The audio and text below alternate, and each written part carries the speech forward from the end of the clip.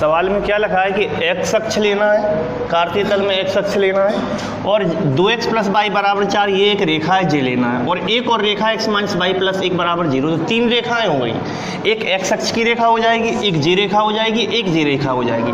तीनों रेखाएं मिलेंगी तो एक त्रिभुज बनेगा। उसमें लिखा है समीकरणों की रेखाओं से एक त्रिभुज बना है, तो एक जे रेखा, एक जे रेखा, एक जे रेखा x अक्ष की, इससे एक त्रिभुज बना है। और यदि x अक्ष वाली भुजा को आधार मान लें तो त्रिभुज की ऊंचाई क्या होगी? x अक्ष वाली भुजा को आधार मान लें तो कैसे करें? देखो, कार्तीय तल ये हो गया, जे x अक्ष की भुजा लेना है। अब 2x + y = 4, यानी ये रेखा भी यहाँ कहीं कटेगी, और x - y + 1 = 0 ये भी x अक्ष पे कहीं कटेगी, तो उससे त्रिभुज बनेगा। तो x अक्ष पे कहाँ कटेगी ये? तो x अक्ष पे क्या होता है? y = 0, तो y = 0 रखोगे तो x अक्ष पे कटेगी ये x = 2, यानी जे वाली जो रेखा है वो यहाँ कहीं कटेगी 2 पे, 2 0, और जे वाली रेखा y = 0 रखोगे तो क्या आएगा? x = -1, तो जे यहाँ कहीं कटेगी। यानी और अब ये दोनों रेखाएं त्रिभुज कैसे बनाएंगी? ऐसे नहीं बनाएंगी। ये रेखा आपस में, दोनों रेखाएं जहाँ कटेंगी आपस में कहाँ कटेंगी? विलोपन लगा दो, एक इस समीकरण में और एक इस समीकरण में। तो विलोपन लगाओगे y से y कट जाएगा, 2x और 1x कितने होगा? 3x, और एक उस तरफ है तो 4 और 1 5, 3x = -5 आएगा। देखो सही है क्या? एक उस y से y तो कटे जाएगा, एक है उस तरफ जाएगा, -1 हो जाएगा, -1 और सॉरी -1 जे है और 4 जे है, तो 4 में से 1 का 3 आएगा, तो x बराबर क्या आएगा? 1। अब x बराबर 1 आ जाएगा, उसको यहाँ रख दो या यहाँ रख दो। तो अगर मान लो यहाँ रख दिया तुमने 1, तो 1 और 1 2 हो गया, तो y बराबर +2 आ जाएगा। सही है, y बराबर +2, यानी x बराबर 1, यानी x बराबर 1 यहाँ कहीं आओगे, और y बराबर 2 यानी यहाँ कहीं जाओगे। तो यहाँ भी दोनों रेखा एक दूसरे से कटी हैं। कहने का मतलब अगर एक रेखा जी ऐसी गई होगी ऐसे करके, तो दूसरी रेखा ऐसी कुछ आई होगी, यहाँ कटती हुई आई होगी, ऐसा कुछ रहा होगा। आ रही बात समझ में? अब वो कह रहा है ऊंचाई कितनी है, तो धरातल से ऊंचाई, x अक्ष से ऊंचाई कितनी है? x अक्ष से ऊंचाई, x अक्ष को आधार मानना है, तो ऊंचाई कितनी है? तो यहाँ से ये दूरी कितनी गए थे तुम? 2 नहीं गए थे, तो ये दूरी 2 गए थे, तो इसका आंसर क्या हो जाएगा? 2। इसकी ऊंचाई है 2 इकाई। इसकी x अक्ष से ये त्रिभुज बनेगा ऐसे करके, तो इसकी x अक्ष से ऊंचाई है 2 इकाई।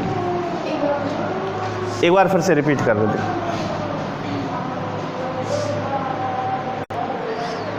एक सरल रेखा अक्षों पर क्रमशः -4 और 7 अंतःखंड काटती है, तो इसका मतलब x अक्ष पे -4 लेना है और y अक्ष पे 7 लेना है। कहने का मतलब ये है कि कोई रेखा है, -4 x अक्ष पे लेना तो इस तरफ जाएगी, कोई रेखा है ऐसे करके तो -4 तो इस तरफ लेना है और इस तरफ लेना है +7।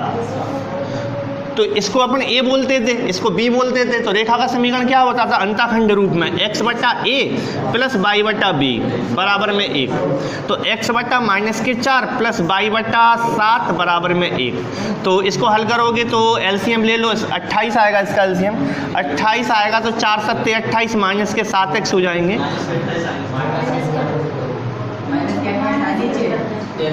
अरे जावी कोई बात है, 7 चौको 28, 4y हो जाएगा बराबर 1। 28 का यहाँ गुणा कर दो, माइनस के 7x जी आंसर हो जाएगा, माइनस का 7x प्लस 4y बराबर 28। अब अगर ऑप्शन में ये नहीं है तो 7x कर दो इसको, माइनस 4y बराबर हो जाएगा माइनस का 28। अब ये ऑप्शन कौन सा है? सेकंड वाला। अब माइनस का 28 इस तरफ आएगा तो प्लस का 28। माइनस में भी ले लो, उससे कोई फर्क नहीं पड़ेगा, माइनस में ले लोगे तो डायरेक्ट जी बनेगा, फिर कोई दिक्कत नहीं। ऑप्शन नहीं है। 2 रेखाओं के समीकरण दिए हैं, एक x + y = 0, एक x - y = 0। इनके बीच का कोण चाहिए तो फॉर्मूला लगता है tan थीटा। tan थीटा बराबर क्या होता है? m। अच्छा, tan थीटा बराबर वो मत लगाना, m बराबर tan थीटा नहीं, यहाँ 2 रेखाओं के बीच का कोण चाहिए। अगर प्रवणता चाहिए होता तो m बराबर tan थीटा हो जाता, प्रवणता तो चाहिए नहीं है। यहाँ पे चाहिए क्या है? 2 रेखाओं के बीच का कोण, तो पहली रेखा की प्रवणता माइनस दूसरी रेखा की प्रवणता बटे 1 प्लस पहले रेखा की प्रवणता इंटू दूसरी रेखा की प्रवणता। तो पहली रेखा की प्रवणता अगर m1 वाली बात करो तो -a/b यानी -1/1, -a/b, c तो 0 है इसमें, ax + by से इसमें m1 बराबर -1 बटे माइनस का 1, तो प्लस का 1, ये प्लस का 1, ये माइनस का 1। अब m1 माइनस m2, तो ये माइनस का, अच्छा ये प्लस का है, ये माइनस का है, तो 1 माइनस का 1 माइनस का 1, सही है। माइनस का 1 तो ये है ही, और माइनस का 1 और आ जाएगा बटे 1 प्लस -1 गुणा -1 माइनस का 1 हो जाएगा, और माइनस के 2 बटे 0। 0 अगर नीचे है तो अनंत बनता है, 0 अगर ऊपर है तो 0 बनता है। मतलब 0 में किसी से भाग दो तो 0 बनेगा, और 0 का किसी में भाग दो तो अनंत बनेगा। नीचे 0 है तो अनंत, ध्यान रखना, नीचे 0 है तो अनंत, ऊपर 0 है तो 0। अब यहाँ अनंत बनेगा। अब तुम्हें क्या सोचना है कि tan थीटा बराबर अनंत आ गया, तो tan थीटा में 0, 30, 45, 60, 90 किसका मान अनंत होता है? तो tan 90 का मान अनंत होता है। तो tan थीटा बराबर इस अनंत को tan 90 लिख सकते हो। तो तुलना करने पर tan यहाँ है, tan यहाँ है, थीटा बराबर क्या आएगा? 90। ये tan से tan कटता नहीं है, तुलना करने पर आता है, क्योंकि ये इंटू में नहीं है, ये इंटू नहीं है, नहीं tan से tan काट दो, थीटा बराबर 90 डिग्री आएगा तुलना करने पर। कि यहाँ अगर tan 90 है तो यहाँ tan थीटा की जगह 90 ही होगा, तभी बराबर होगा।